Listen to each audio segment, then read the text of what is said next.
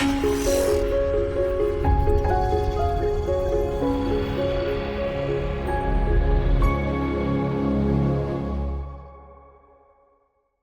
how does SEMI approach workforce development initiatives as a trade association? What's your approach?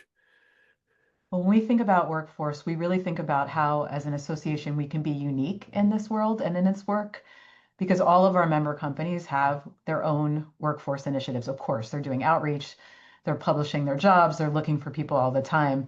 But when we think about it, when we're working with thousands of companies, what can we do?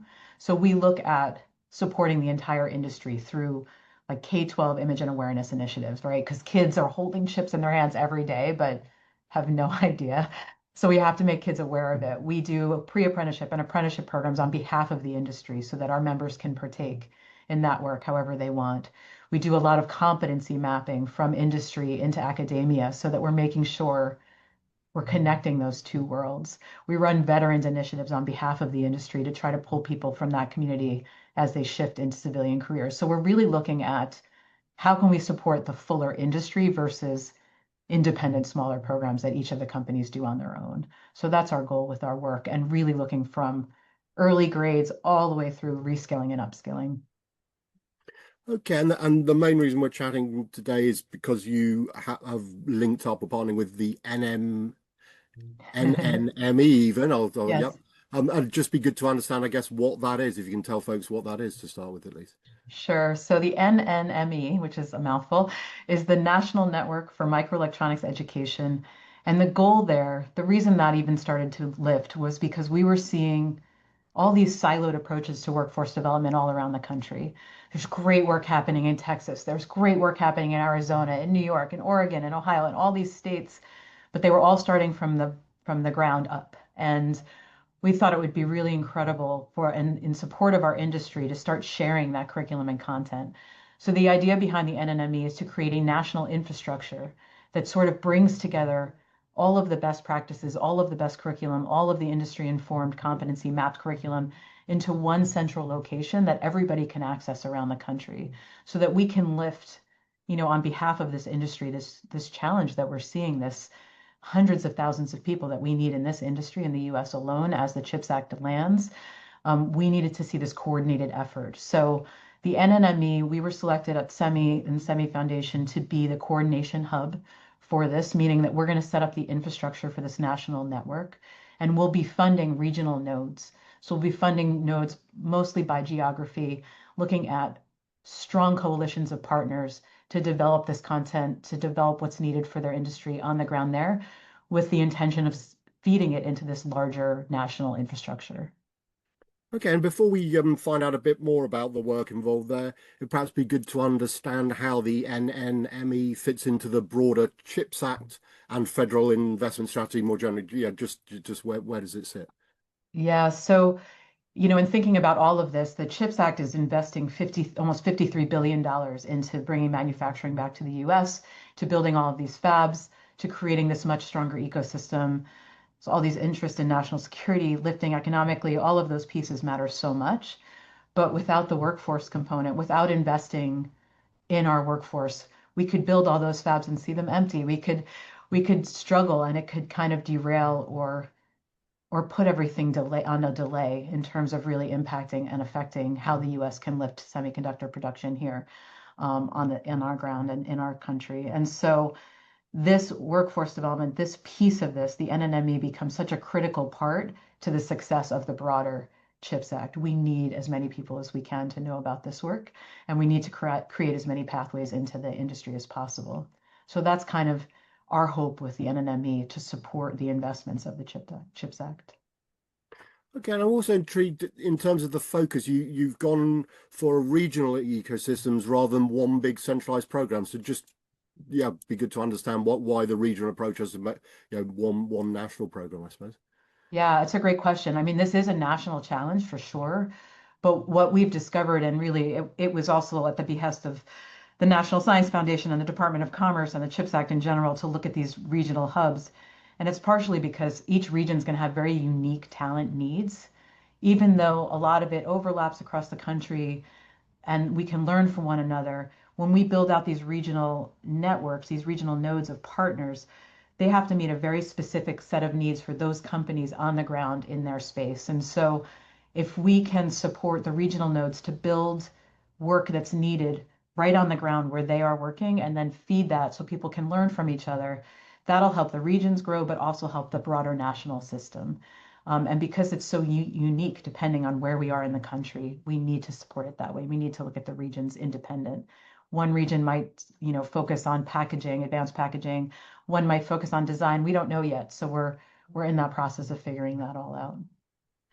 Okay, and if I'm allowed to ask, I mean, why do you think the Semi Foundation is the right organization to lead this work? Were others considered, or were you the obvious choice, I suppose?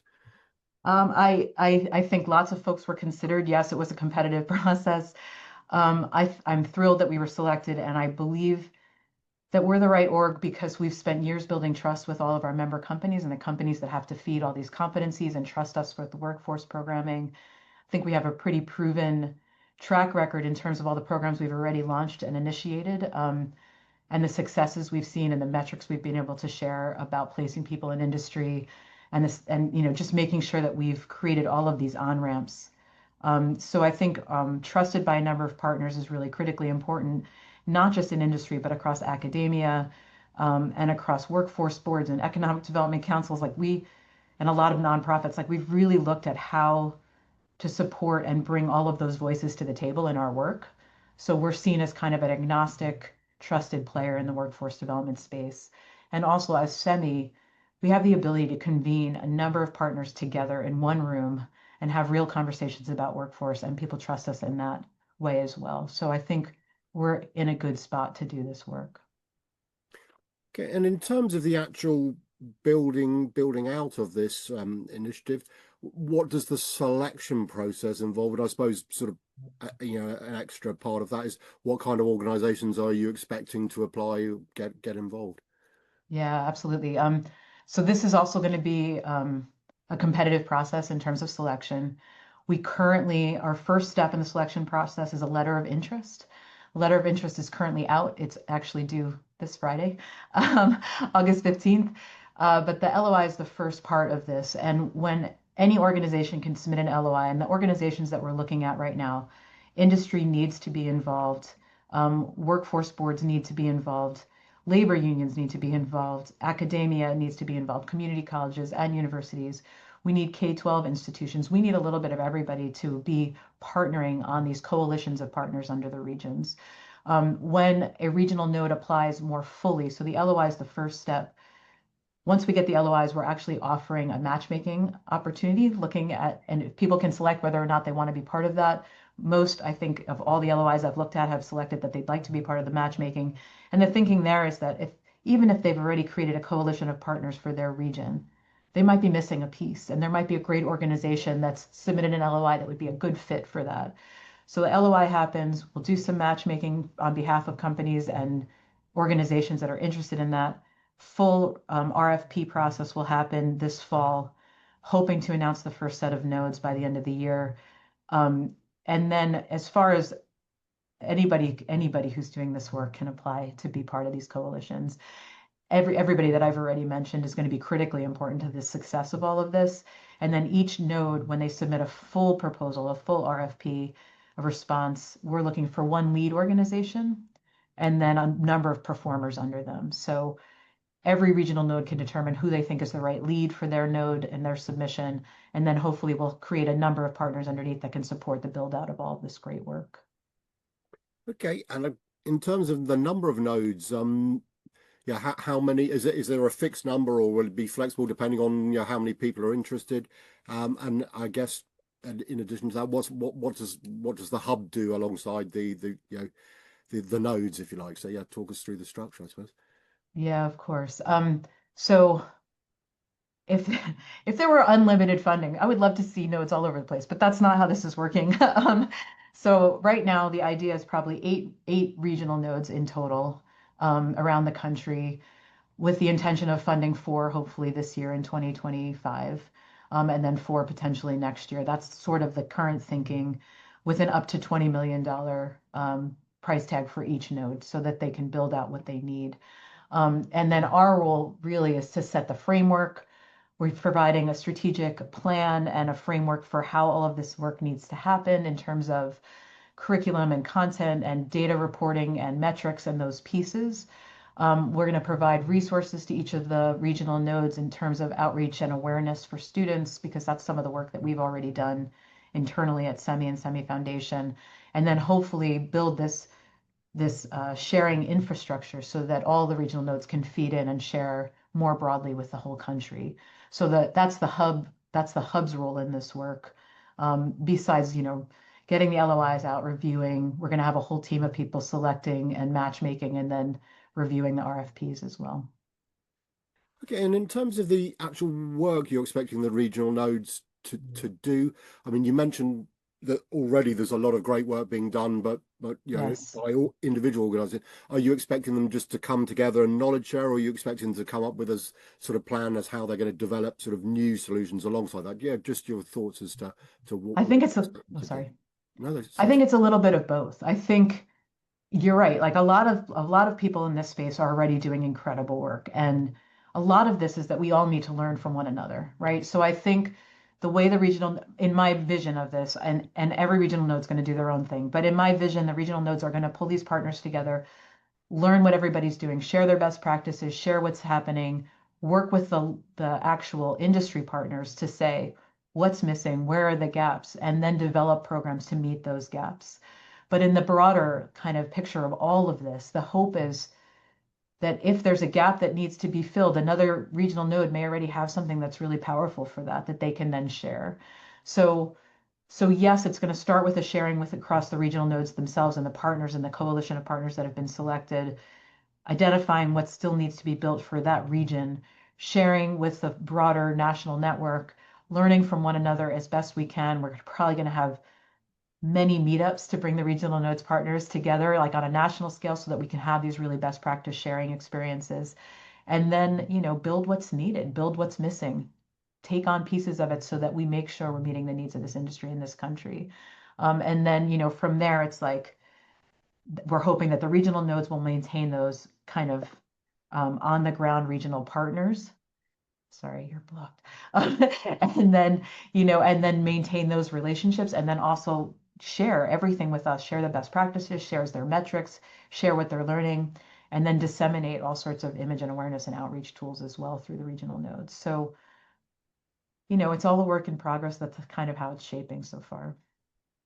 And I think I probably know the answer because you hinted at it, I think earlier, but will the nodes have freedom to do their own thing, or is there a sort of fairly fixed set playbook that they've got to adhere to, or yeah, just how much freedom? Yeah, I think it's a little bit of both, if I'm being honest. There's working on this federal grant under NSF and DOC, there's definitely strategic plan. There's definitely a framework that we've had to develop that really looks at standards around curriculum development, looks at metrics and data reporting, make sure that we're aligning on quality and of all the curriculum, of all the competency mapping. But that being said, we also are very well aware that each regional node is coming with all sorts of strengths also. So we're going to provide, yes, a framework, but we're hoping that those regions will customize it, will innovate in it, will show us what we don't know. We'll teach the rest of the nodes what they've learned and what's possible. So I think it's going to be a little bit of both in terms of reporting and contributing to the larger network, but also really uniquely meeting the needs on the ground in the regions. And just to clarify, the nodes, I mean, clearly being involved in the nodes will give them those organizations a little bit of an advantage, but the idea is that the nodes will disseminate the information to the wider industry. So it's not like a closed club. It is very much an No, open it's initiative. Yes. very, very much needs to be open source, needs to be accessible to anybody interested in working in this industry. The goal is to make it accessible to everybody. The challenge is not being able to fund every great program around the country. And just watching the sheer number of LOIs that have come in, I already feel the weight of that we can't, but I wish we could. So yes, they have to all have access to everything. That is the hope, absolutely. Okay, and perhaps the most difficult question to answer, but I'll ask it. Yeah, have you got a set of metrics to get to sort of gauge the success, or how would you like will you sort of in 5 years' time say yes, there's this amount of extra people in the industry, so that's partly down to us, or yeah, how do you measure success of the initiative? Yeah, I mean, I think the reality is that you're tied to these dollars. We have to be very careful about measuring all the metrics. So yes, we're defining a number of metrics around learners, how many learners were trained, how many people were placed in jobs as a result, how many people are getting certifications. We also are looking at like quality indicators, how many companies are saying that this is valuable, that the programs that are developed that are valuable, that they're seeing employees come in with the skills that they need. So employer satisfaction, program adoption, um, learner career progression, all of those pieces are going to matter. But all that being said, so yes, we're being asked to define metrics on behalf of all the regional node participation, and they will need to, you know, report in on all of those metrics. But the reality is that we're also going to be learning at the same time. So I think there's going to be things that we didn't put in there that a regional node is going to say, you know, what else we could be measuring is this, and so yes, we're setting up a number of metrics to make sure we're meeting the goals of these programs. And we're going to also kind of have to be agile in the process as we look at what's being built and how best to measure what gets built by each of the regions as well. And just one other thing, just go to me now. In terms of the size, I mean, do you have an idea, a rough idea of how many organizations is the sort of optimum number to be in? Because I guess, too few and you're not getting enough people engaged. But if you ended up with sort of 200 in a node, then clearly nothing's Mhm. going to happen because, they'll never get, agree on a date to meet up or whatever. But is there Yeah. some kind of rough optimum number you're thinking or? I can't even guess what that would be. I think you're right. Too few, too many, absolutely. And also the money is real, right? We have a set amount we could give at the top end of each node, and so we have to be realistic too about the number of partners that we can really support, that the nodes can support. So that lead organization will get to select how that works within their own region. But yeah, I think we have to be limited just because we don't have funding for everything to happen. So I don't have a set number. I'm sorry, No, but no, it's a no, good no, that's fair enough. question. I just, and in Yeah. terms of the industry partners, being because that's obviously semi in particular, but will they be engaging beyond just advising? I mean, what's the opportunity for those folks to become involved? Yeah, it's a great question too. So definitely advising. We're going to have an industry advisory board. We need their voice all over the place with respect to workforce development. What do you need? Where are the gaps? Where are the challenges? Where are the pain points? But the other piece is that we also need industry to commit to competency mapping, to really looking at skills, getting deep into the KSAs of all of this to make sure that what we're building is meeting what they need. We're also going to be probably seeking support around hands-on learning experiences and opportunities, equipment donations. How can we make sure that people are being trained in with hands-on experiences? And we're probably going to lean on some industry partners for that piece. We're also going to be asking for people to support apprenticeship programs and internship programs and fellowship programs and engage in that way, right? And I think we're already seeing a lot of that happen with our members, with a lot of the programs that we've built under the Semi Foundation lens. And this will just be a much broader reach for all of that. And the goal in the end, of course, is to have our industry partners hire from all of these programs that are being developed. So those are the commitments that we would seek, for their engagement. And they seem pretty involved. So I'm hopeful that we'll get there.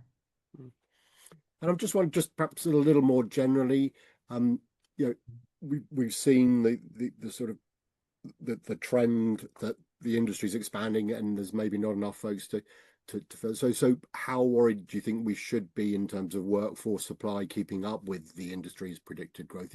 Is it a minor issue that could become a major one? Is it already a major issue? How would you characterize it? I think it's messy. I think, I mean, I'd be lying to say that there haven't been headlines about layoffs in this Sure. industry also, right? So it's a little nuanced. I think that in the US, because we weren't doing so much of the manufacturing on the ground here, we do have a huge need to bring a number of new people into the industry. I think it is a challenge. I think it is a problem for our industry, and I think it is already here. Um, One of the biggest issues we have in terms of workforce development, I think I said this at the top of the call, but a lot of students don't really know this industry even exists. And I talk a lot, when I talk to students, I have this slide where I show kind of this broad look at all these companies that are involved, and I pick out one logo, and it's the Apple logo, because I say, everybody knows this logo. But in order to get to this logo, to have a phone in your hands, and then it circles all these companies that feed into that. And nobody knows those companies. They're not household names. They're not on the phone. They're not visible. And so much of this really is about creating excitement and energy and interest in an industry. So that's where I think we struggle the most. And I do think we need to build all of these programs to meet the needs of the investments, to meet the needs of all of these builds. We've been hearing about what's happening in Arizona, what's happening in Texas, what's happening in New York, what's happening in Idaho, like these huge builds. We need the people. So it is a significant challenge that we face. But I think the NNME and all the workforce programs that are going on around the country are trying to get ahead of that as best we can. I believe the NNME will give us a vehicle to really look at how we nationally support this in a way that we can lift it all in the coming years before it becomes like really a heightened criticality. Um, we're not sure when everything's going to land. There's been changes in dates. There's been changes in build. So we're just trying to make sure we're ready for whatever the industry needs here in the U.S. But yeah, it's a challenge. It keeps me up at night. I don't know that it needs to keep everybody up at night, but certainly it does in my No, work. it is. No, it is an interesting one, isn't it? I guess it'd be good to understand how our viewers and listeners can get involved. What are the ways you've obviously mentioned the letters of intent, but beyond Yeah. that, other ways they can get involved at a slightly later stage or at least express an interest. Yeah, employers definitely join the coalitions when the RFP comes out. Make sure your voice is in there. Get involved in the programs. Make sure you're looking at the programs and you're committing to hiring folks. From the academic and education side, we're really hoping that universities, community colleges will be open to looking at competency mapping with us from an industry into an academic setting because we don't always have that opening and making sure that we are aligning the two worlds. And really, our academic partners are going to be the most critical partners in this work. We need our community colleges, we need the universities to do this work with us, and we're really hoping we can provide funding to support that as it will be needed to lift. So we want our academic partners to be as engaged as fully as they can in this work with us as well. And then, government policy, we need support. We need this to keep moving forward. We need workforce to be front and center, especially in this semiconductor industry. We need significant backing from our policymakers as well. And honestly, every workforce board, economic development council, nonprofit that does workforce in this space, we want to hear from you. We want all our voices to be recognized in this work, and we need everybody to be pitching in to make sure that we can meet the needs of the country for sure in this industry. Okay, I mean, it sounds as if there's enough to keep you busy for the foreseeable future. But before we finish up, I'd love to ask what else is keeping, whether it's you yourself or the Semi Foundation, in general, keeping busy. Are there other sort of projects, initiatives you're working on, or is this pretty much the one that's going to consume most of your time? Yeah, no, this is just one of many, many things that we're doing, and it's a really exciting time to be in this work. So yeah, getting the NNME off the ground is big. It's going to be big for the next years, but we have a whole team focused on that part of the work as we needed to. But we also have all of our other initiatives are still moving forward. So in the immediate, we have Semicon West coming up. We also have Semicon Europa, Semicon Taiwan, Semicon India, Semicon Japan, and we have these workforce development pavilions at our Semicon shows that are fully engaging for students to learn about the industry, to be part of that work. So we're planning all of that work right now. At Semicon West, we also have SemiQuest this year, which is a K-12 really interesting and hands-on experience for kids at the Arizona Science Center. It's right across the street from the Semicon West show. We're really excited about that part of the work. But then all our other initiatives are still moving forward. We're building apprenticeships, we're building pre-apprenticeships, we're building veteran programs. We're doing significant K-12 image and awareness work and outreach work, lots of teacher trainings. I mean, we're still doing all the work we always did before we got this NNME award, but it's another really powerful part of the work we get to do. So it's an exciting time. That's brilliant. I mean, it's been great to chat and fascinating to hear Thank you. what's going on with this particular program and at the end there, the other things that keep you occupied. So, Shari, really appreciate the time you give me today. Thanks so much. Thank you. Thank you so much for the opportunity. It's nice to meet you.